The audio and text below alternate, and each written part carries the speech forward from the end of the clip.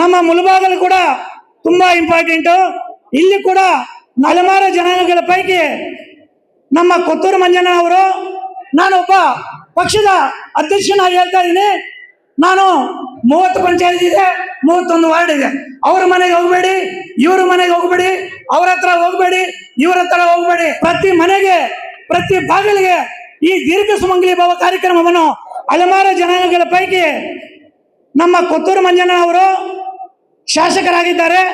ಅದರಿಂದ ಅವರಿಗೆ ಮಂತ್ರಿ ಪದವಿ ಸಿಗಲಿ ಮತ್ತು ಮಂತ್ರಿ ಪದವಿ ಕೊಡಬೇಕಂತ ನಾನು ಕಾಂಗ್ರೆಸ್ ಪಕ್ಷದ ಪರವಾಗಿ ನಾನು ಒತ್ತಾಯ ಮಾಡ್ತಾ ಇದ್ದೀನಿ. ಈಗ ಮುಂದೆ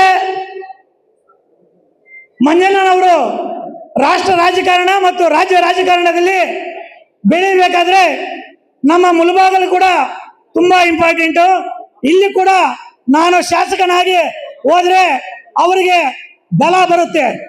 ನಾನು ಶಾಸಕನಾಗಬೇಕಾದ್ರೆ ನಮಗೆ ಇನ್ನೂ 40,000 ಓಟ್ ಕಮ್ಮಿ ಇದೆ. ನನಗೆ 25,000 ನನಗೆ ಕಡಿಮೆ ಬಂದಿತ್ತು. ನಮ್ಮಲ್ಲಿ ಆ ಕಡೆ ಹಾಕೋರು ಕೂಡ ಒಂದು 5,000 ಇರ್ತಾರೆ. ಹೆಚ್ಚು ಕಮ್ಮಿ 40,000 ಓಟ್ಗಳನ್ನ ನಾವು ತೆಗೆಯಬೇಕಾಗುತ್ತೆ. ಅದರಿಂದ ಪಕ್ಷವನ್ನು ಸಂಘಟನೆ ಮಾಡಬೇಕಾದ್ರೆ ನಾನೊಬ್ಬ ಪಕ್ಷದ ಅಧ್ಯಕ್ಷನಾಗಿ ಹೇಳ್ತಾ ಇದ್ದೀನಿ. ನಾನು ಎಲ್ಲ ಮನೆಗಳಿಗೂ ಹೋಗಬೇಕಾಗುತ್ತೆ. ಕಡೆ ಮನುಷ್ಯನ ಊರಿಗೂ ನಾನು ಹೋಗಬೇಕಾಗುತ್ತೆ. ಅವರು ಕಾಂಗ್ರೆಸ್ ಪಕ್ಷದವರು, ಇವರು JDS ಪಕ್ಷದವರು, ಅವರು ಇಂಡಿಪೆಂಡೆಂಟ್ ಅವರು ಅಂತ ನಾನು ಹೇಳಕ್ಕಾಗಲ್ಲ. ಕಾಂಗ್ರೆಸ್ ಪಕ್ಷಕ್ಕೆ ಯಾರು ಅನುಕೂಲ ಮಾಡುತ್ತಾರೆ, ನಾಳೆ ಬೆಳಗ್ಗೆ ನನ್ನನ್ನು ಕೆಲಸಕ್ಕೆ ಯಾರು ಅನುಕೂಲ ಮಾಡಿಕೊಡ್ತಾರೆ ಅವರ ಪ್ರತಿ ಮನೆ ಭಾಗಕ್ಕೂ ನಾನು ಬರಕ್ಕೆ ನಾನು ರೆಡಿ ಇದ್ದೀನಿ ಅಂತ ಈ ಸಂದರ್ಭದಲ್ಲಿ ನಾನು ನಿಮ್ಮ ಎಲ್ಲಾ ಪಕ್ಷದ ಮುಖಂಡರಲ್ಲಿ ನಾನು ಬೇಡ್ಕೊಳ್ತಾ ಇದ್ದೀನಿ. ಇದೇ ತರ ನಾನು ಈಗ ನನ್ನ ಶಾಸಕನಾಗಬೇಕಾದ್ರೆ ಮುಂದಿನ ದಿನಗಳಲ್ಲಿ ನೀವು ಕೂಡ ಗ್ರಾಮ ಪಂಚಾಯತಿಗಳಲ್ಲಿ ಮೆಂಬರ್ಗಳಾಗಬೇಕು, TPS ಮೆಂಬರ್ ಆಗಬೇಕು, ನಗರಸಭೆಯಲ್ಲಿ ಎಲ್ಲ ಮೆಂಬರ್ಗಳಾಗಬೇಕು. ಇದೆಲ್ಲ ಮೆಂಬರ್ಗಳಾಗಬೇಕಾದ್ರೆ ಪಕ್ಷ ಸಂಘಟನೆ ಕೂಡ ತುಂಬಾ ಮುಖ್ಯ. ಇದೇ ರೀತಿ ನಾವು ನಗರಸಭೆಯಿಂದ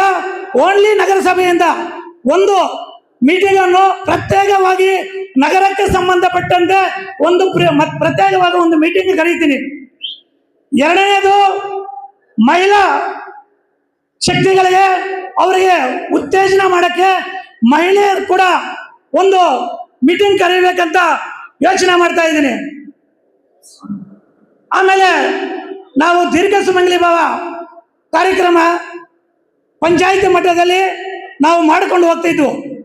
ಆದರೆ ನಮ್ಮ ಇಲ್ಲಿ ಹಿರಿಯರಿದ್ದಾರೆ, ಇವರು ಕೆಲವು ಸಲಹೆಗಳನ್ನು ಕೊಟ್ಟಿದ್ದಾರೆ.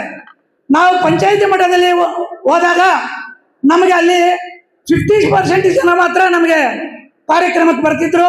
ಇನ್ನು 50% ಜನ ಕಾರ್ಯಕ್ರಮಕ್ಕೆ ಬರೀತಿರಲಿಲ್ಲ.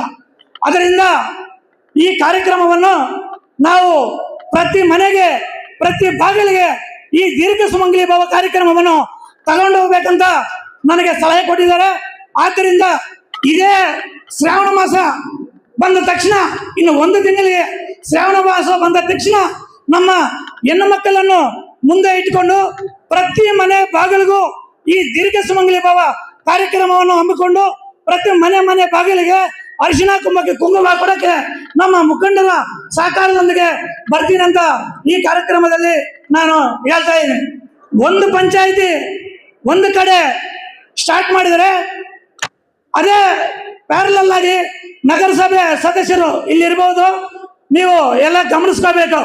ಒಂದು ಪಂಚಾಯಿತಿ ಈ ಕಡೆ ಮಾಡಿದರೆ ಒಂದು ನಗರ, ಒಂದು ವಾರ್ಡು ನಾನು ಮುಗಿಸ್ತೀನಿ. ಒಂದು ವಾರ್ಡ್ ಮುಗಿಸ್ತೀನಿ. ಒಂದು ಪಂಚಾಯಿತಿ 30 ಪಂಚಾಯಿತಿ ಇದೆ, 31 ವಾರ್ಡ್ ಇದೆ. ಅದರಿಂದ ಒಂದು ಪಂಚಾಯಿತಿ ಒಂದು ವಾರ್ಡು.